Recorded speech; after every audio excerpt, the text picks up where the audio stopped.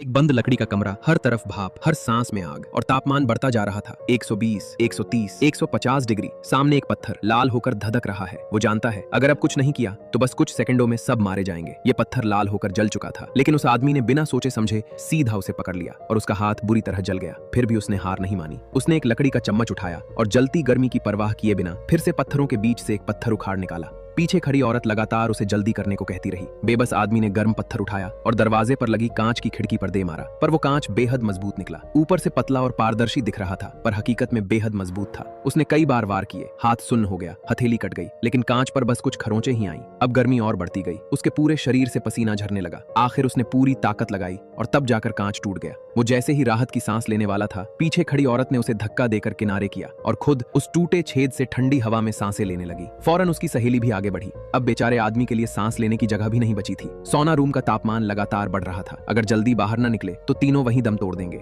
आदमी ने एक तौलिया उठाया, उसे पत्थर पर लपेटा और उस छेद के जरिए बाहर की लकड़ी की सीढ़ी खींचने की कोशिश की। वो तौलिया झुलाता रहा, पर छेद छोटा था, जगह कम पड़ गई। नतीजा, दरवाजा नहीं खुला और कांच के टुकड़ों से उसका हाथ भी कट गया। उनका सोचना था कि अब तो हवा अंदर आएगी और कमरा ठंडा हो जाएगा, लेकिन हुआ उल्टा। ऑटो थर्मोस्टेट ने तापमान गिरते देख हीटर और तेज कर दिया। अब भट्ठी से झुलसा देने वाली गर्म हवा निकलने लगी। कुछ ही देर में वो सब उबलने वाले थे। औरत ने हिम्मत करके हीटर का थर्मोस्टेट पकड़ लिया, उसे तोड़ने लगी। आदमी ने तुरंत रोकते हुए कहा, मत छुओ इसे, अगर ये कंट्रोल से बाहर गया तो हम सब मर जाएंगे। उसी वक्त आदमी की नजर दीवार पर लगे बल्ब पर पड़ी। उसने बल्ब निकाला, तौलिए में लपेटा, फिर औरत से पानी की बाल्टी और लकड़ी का चम्मच लिया। चम्मच को गीला किया और उसे बल्ब के सॉकेट में डाल दिया ताकि शॉर्ट सर्किट हो जाए। अगले ही पल एक धमाके के साथ बिजली फट पड़ी। आदमी हवा में उछल गया और जमीन पर गिरते ही झटके खाने लगा। कुछ देर बाद उसकी सहेली ने डरते डरते उसे उठाया। खुशकिस्मती से वो बच गया, क्योंकि उसने सही वक्त पर खुद को पीछे खींच लिया था। सोना रूम की बिजली कट चुकी थी, अंधेरा छा गया, पर कम से कम अब वो जिंदा थे। अचानक आदमी के कानों में कुत्ते के भौंकने की आवाज आई। उसकी आंखों में फिर से उम्मीद जग उठी। अगर कुत्ता पास है तो जरूर कोई इंसान भी होगा।